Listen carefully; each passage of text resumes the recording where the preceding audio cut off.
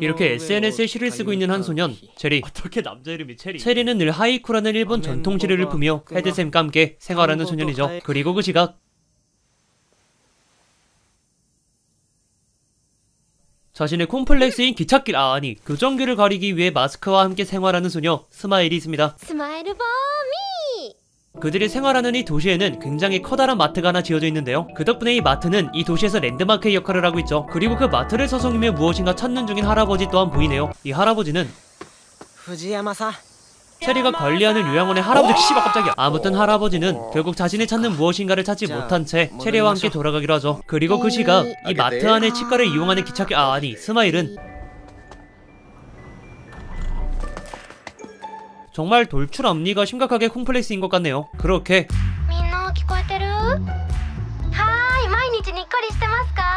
무려 5,000명이나 방송을 보는 게 개부럽다. 아니 자신만의 캠 방송을 시작하죠. 스마일은 방송에서 캠 방송과 동시에 자신이 찾았던 귀여운 물건을 실시간으로 보여주는 컨텐츠를 주로하며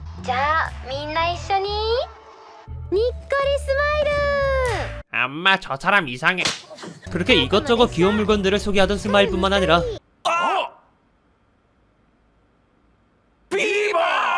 도둑쉐끼인 비버 또한 있었죠. 그 후에는 당연히 마트의 경비원들과 비버의 추격신이 이어졌고 자신의 형벌을 더 늘려버리는 대단한 놈이네요. 그 시각 체리는 응의 경기를 구경하고 있었고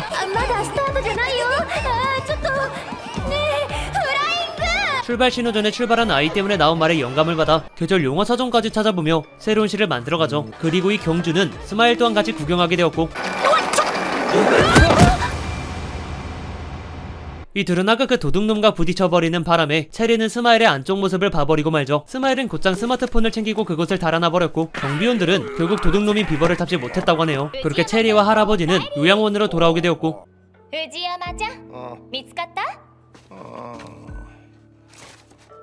이번에도 자신이 찾고 있는 레코드를 찾지 못한 할아버지이죠. 그리고 할아버지가 찾는 건 수많은 레코드 중 단 하나의 레코드였습니다. 귀까지 잘 안 들리시다 보니 그 레코드를 찾을 수 있을지는 잘 모르겠네요. 그때 어느 한 남성이 화를 내며 요양원에 들어와 체리에게 비버가 어디냐며 따지고 들었고 화를 내는 이 터프 보이는 할아버지의 손자라고 합니다. 그 시각 집으로 돌아오던 스마일은 스마트폰을 확인해보았고 자신의 스마트폰이 이 체리의 스마트폰과 바뀌었다는 걸 알게 되죠. 그리고 체리는 마트의 옥상에 위치한 작은 아지트에서 비버와 돼지를 만나게 되었고 스마일은 집으로 돌아와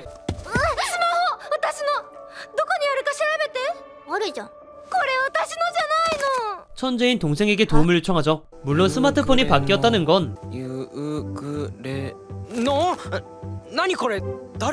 이 녀석도 이제서야 알게 되지만요. 아무튼 그렇게 스마일의 스마트폰 위치를 알았으니 전화해보기로 하죠. 그렇게 부끄러워서 전화를 받지 못하는 체리 대신 비버가 전화를 받게 되었고 체리가 아무 말도 하지 못하자 이제는 돼지가 바로 그냥 영상통화를 걸어버리죠.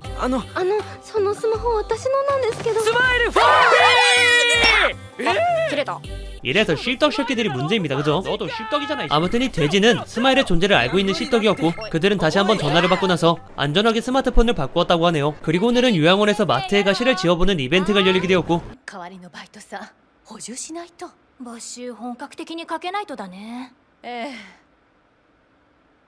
체리는 17일 이후로 매일째 이 알바를 그만둔다고 합니다. 그 시각 와플과 아이스크림을 이러면서까지 먹는 스마일은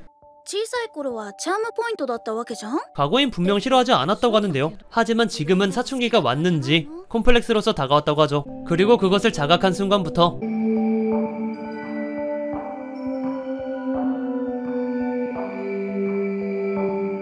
늘 가리면서 살아왔다고 하네요. 그러던 그때 체리가 요양원 선생님과 같이 있는 장면을 보게 되었고 스마일은 관심이 생겼는지 그 둘을 따라가기로 합니다. 그렇게 그들은 여기에 그리고 체리와 선생님은 시를 낭독하는 시간을 가지기로 했는데요. 그렇게 할머니와 할아버지가 쓴 시는 선생님이 직접 읽어주었지만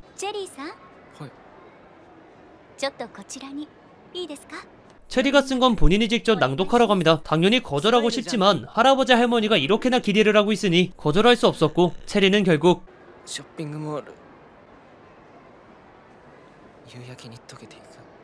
쥐똥만하게 읽어버리죠. 그 후에 다시 한번 크게 말하지만 부끄러워서일까 빠르게라도 말함으로써 이 낭독을 잘 넘길 수 있었죠. 그때 세미고야! 마스크 外せぬ少女にも 라고 할아버지가 스마일을 찾아버리며 스마일과 체리는 다른 사람들은 어디다 두고 짜증나게 단둘이 집으로 돌아갈 수 있었죠. 그렇게 이 둘은 대화를 나누며 체리가 스마일보다 한 살 많다는 것과 大きい音昔から苦手で実は何も聞いてなくて 이 헤드폰이 단순 주의 소리를 차단하는 것과 간지용이라는 것을 알 수 있었죠. 그리고 好きなんだ俳句 체리가 하이쿠를 좋아한다는 것도 말이죠. 그렇게 체리는 자신의 SNS에 하이쿠를 올리고 있다는 말을 해주었고 넷상에서만큼은 아이돌인 그녀와 달리 체리는 실친들을 제외한 팔로워가 전혀 없다고 합니다. 그렇게 夕暮れのフライングめく夏ともし 라며 새로운 시를 지어내고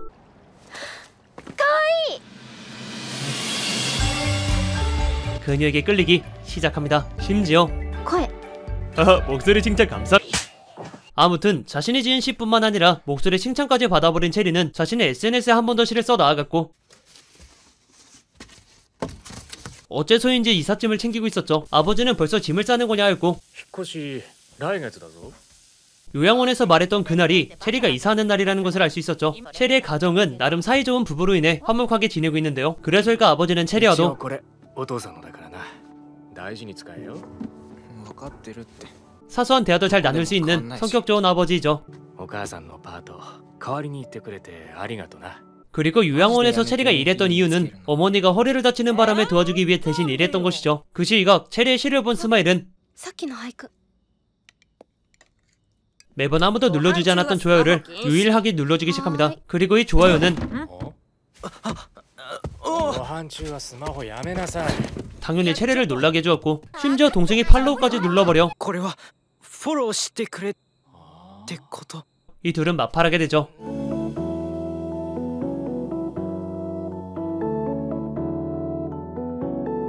서로 마팔한 이후로 이 둘의 사이는 점점 가까워졌으며 체리는 늘 그렇듯 시를 쓰고 스마일은 그 시에 좋아요를 눌러주는 일상의 반복이었죠. 물론 체리도 스마일의 방송에서 좋아요와 구독까지 눌러주네요. 그런 일상을 보내다 스마일의 요양원에 일을 도와주게 되었고 그러면서 서로를 사랑하는 사이까지 발전하게 됩니다. 그렇게 시간이 지나 8월이 시작되었고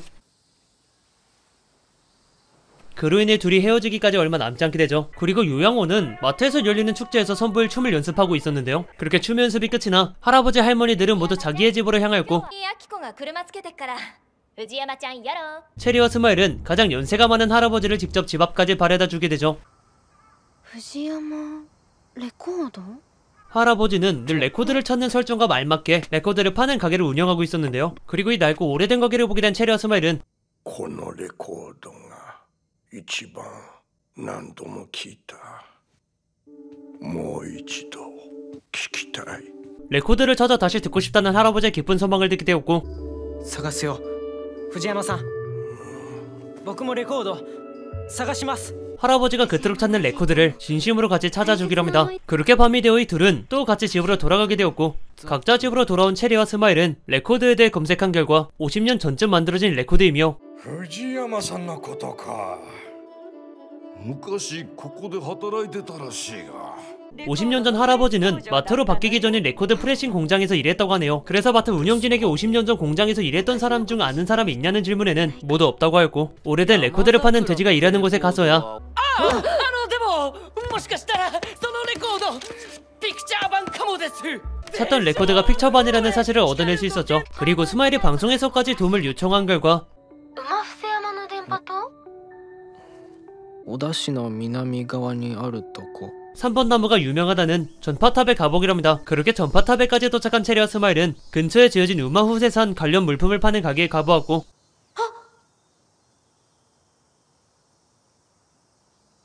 성이 놀랍게도 할아버지와 같다라는 점을 발견하곤 お母さん 레코드에 그려져 있던 여성이 할아버지의 부인이었다는 사실을 들을 수 있었죠. 하지만 私を産んですぐに病気で亡くなっちゃったらしいの 더 이상 만날 수 없는 사람이었습니다. 그리고 이번 주말까지만 영업하고 아무도 사고나 인수하지 않아 운영을 중지하겠다고 하죠. 그래서 손자인 터프보이가 레코드를 모두 정리 중이었고 僕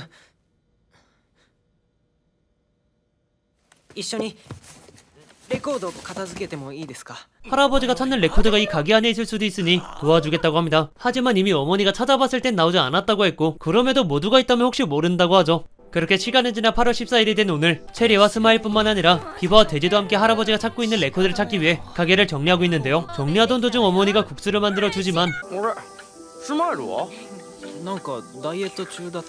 자신의 앞니 때문에 먹지 못하는 스마일이죠. 밥을 제때 먹지 못하면 역시 배고프기 마련입니다. 그렇게 밤이 될 때까지 레코드를 반이나 정리했지만 할아버지가 찾는 레코드는 발견되지 않았고 그대로 집으로 돌아와 이제는 자신의 이삿짐을 싸는 체리이죠. 그렇게 서랍을 하나 치우자 숨겨져 있던 하이쿠 사전을 하나 발견하게 되었고 하이쿠에 큰 관심 있는 체리는 그 사전을 읽어보도록 합니다. 花より先に葉が出ることから出っ歯の人を指して山桜と呼ぶ。 이 말은 즉슨 3번 나무라는 앨범을 낸 할아버지 부인 또한 돌출 앞니를 가진 사람이란 걸 알 수 있죠. 그리고 이 글에 영감을 받은 체리는 山桜隠したその葉僕は好き 자신만 알아볼 수 있는 시적 허용으로 스마일에게 고백을 합니다. 물론 스마일은 그 고백의 의미를 눈치채지 못했지만요. 그렇게 다음날 그들은 드디어 모든 레코드를 정리하였고 안타깝게도 할아버지가 찾는 레코드는 없었습니다. 모두가 실망하여 돌아서지만 체리만큼은 어제 일 때문일지 냉장고에 눈이 가게 되었죠. 그렇게 어제의 기억을 되살려 냉장고를 채워보았고 あった。 드디어 할아버지가 늘 찾던 레코드를 찾아내게 됩니다. 할아버지는 그토록 찾던 레코드를 보곤 눈물을 흘림과 동시에 이 레코드를 재생을 시키기로 했고 체리는 스피커에 연결할 코드를 가지러 잠시 자리를 비우게 되죠. 물론 스마일도 따라 나가 체리에게 花火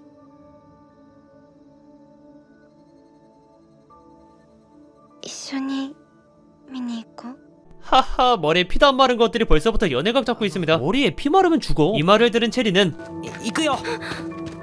라는 대답과 함께 코드를 돼지에게 전달하죠. 그렇게 기뻐하는 것과 동시에 레코드가 구겨져 있는 것을 발견하고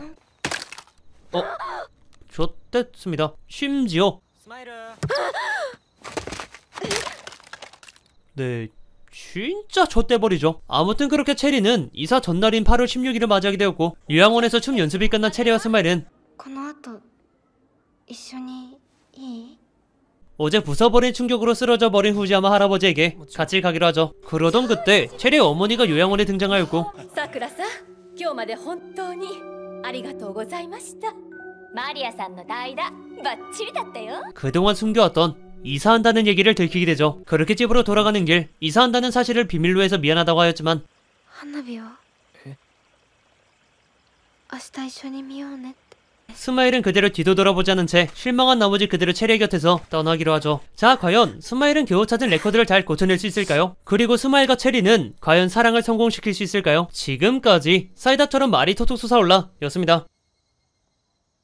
자 장르 청춘 드라마를 가지고 있는 사이다처럼 말이 톡톡 솟아올라는 시그널 MD에서 만든 작품인데요. 매우 독특한 색채를 사용해 첫인상부터 신기하다라는 느낌을 주게 해준 작품이기도 하죠. 그리고 청춘 드라마라는 장르를 가지고 있다 보니 스마일은 마스크 그리고 체리는 헤드셋이라는 성장의 상징을 가지고 있고 나중에 이 두 요소를 어떻게 풀어가는지는 영화를 직접 보시면 알 수 있을 겁니다. 하지만 87분이라는 시간 동안 늘 흥미로웠나? 라고 생각하기는 어렵고 마지막을 위한 빌드업이라고 생각하는 게 편할 것 같습니다. 마지막이 돼서야 그 전에 계속 보여주던 요소들이 터지면서 클라이맥스를 맞이하는 느낌이 강했기 때문에 결론적으로 재미가 조금 있었다 볼 수 있죠. 그렇기 때문에 저는 이 사이다처럼 말이 톡톡 솟아올라를 추천해드리고 오늘 리뷰는 여기까지입니다. 영상이 좋았다면 좋아요 한 번만 눌러주시고 오늘 꼭 좋은 하루 되세요.